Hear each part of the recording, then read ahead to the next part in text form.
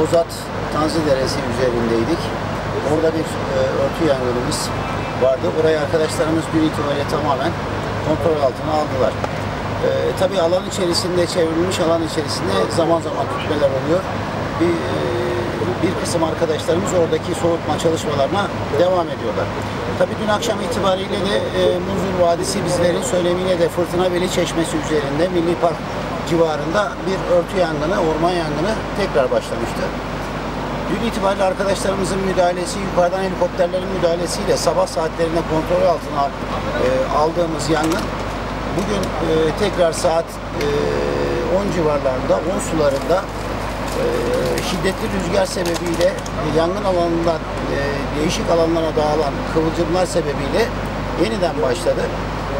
Orman ekiplerimiz, AFAD ekiplerimiz, İl Özel İdaresi ekiplerimiz, belediye itfaiyelerimiz ve gönüllülerimizle birlikte alana müdahale etmeye devam ediyoruz. Havadan helikopterlerle müdahale etmeye devam ediyoruz.